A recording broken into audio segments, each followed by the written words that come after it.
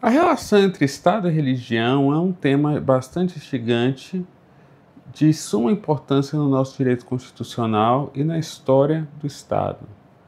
Em verdade, não há um consenso doutrinário sobre essas classificações, sobre qual seria a relação entre Estado e religião em suas diversas facitudes. Entretanto, podemos trazer aqui uma proposta de classificação que trabalha com um espectro, em que de um lado nós temos o Estado teocrático e de um lado o Estado antirreligioso. No meio do caminho nós temos diversas variações de como se dá a relação entre Estado e religião. Então, o primeiro deles, o Estado teocrático, há uma confusão entre a religião e o Estado. Não só a burocracia do Estado e a burocracia da religião se confundem e se fundem, mas também a justificativa do Estado está na religião. Isto é, um Estado que ele tem como serventia não só a organização de uma determinada nação, não só a organização de um determinado território, mas também a promoção e a realização dos objetivos temporais de uma determinada religião. Exemplos contemporâneos de Estado teocráticos, temos o Estado Vaticano e a República Islâmica do Irã. No Estado Vaticano, por exemplo, nós temos na pessoa do monarca, qual seja o Papa, a fusão de todos os poderes, isto é, do poder legislativo, do poder executivo e do poder judiciário, que ele delega. E o Estado do Vaticano tem como função a preservação, o fortalecimento, em suma, a operacionalidade da religião que ela rege, isto é, o catolicismo romano. O Estado Islâmico do Irã, por sua vez, estabelece que, em sua constituição, que os clérigos eles participam da burocracia. O líder supremo, por exemplo, do Irã, ele é um clérigo. Nessa configuração de Estado-religião de teocracia, nós vemos essa fusão. Caminhando para o outro lado do espectro, nós temos o Estado que tem uma união condicionada à sua religião. Isto é, se estabelece no Estado que a religião ele faz parte do Estado, porém ele não se funde com ele. É o exemplo da Inglaterra anglicana, em que nós temos uma religião oficial que é proeminente, uma religião que é submetida ao Estado, em que o representante do Estado, no caso o rei inglês, ele é o chefe da religião e os clérigos possuem assento no poder legislativo inglês. Na Câmara dos Lordes, por exemplo, existem os lordes espirituais, que são clérigos, que são bispos anglicanos. Nessa situação, nós vemos que a religião se torna um braço do Estado, ele ainda pertence ao Estado, porém o Estado ele tem uma posição de proeminência. Isso vai se distinguir do Estado confessional, que já está caminhando para a proximidade do que nós vamos chamar de Estado laico. No Estado confessional, nós temos a seleção de uma religião como a mais importante.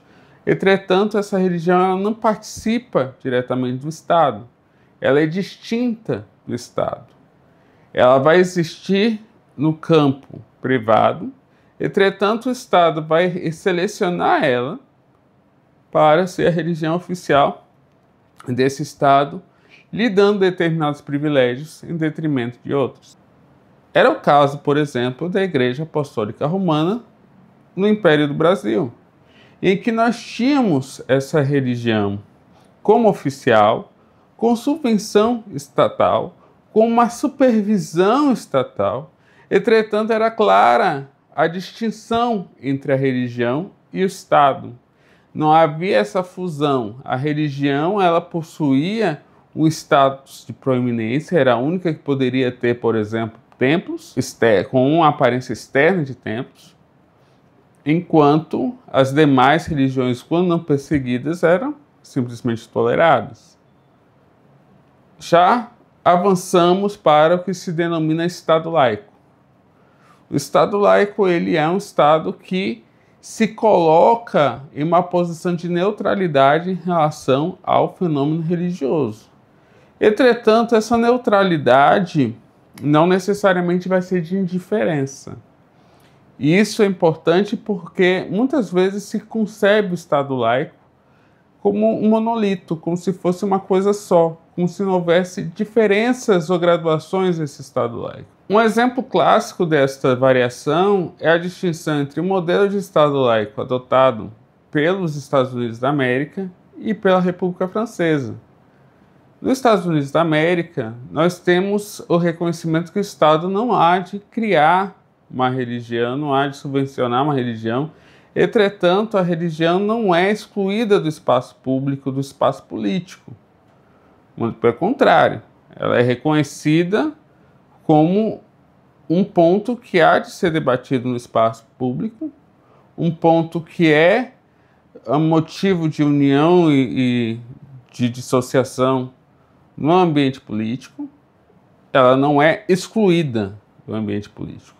Ao contrário da República Francesa, em que nós temos uma parede rígida entre a religião e o Estado. Não há, dentro do contexto do Estado francês, uma permissibilidade para a introdução da religião dentro do espaço público. Por isso que nós vemos aquela questão do uso do véu, do uso de cruzes, mesmo em escolas públicas, algo que é completamente estranho à concepção de laicidade americana. O caso brasileiro contemporâneo é próximo do modelo americano, em que nós temos um Estado laico de cooperação.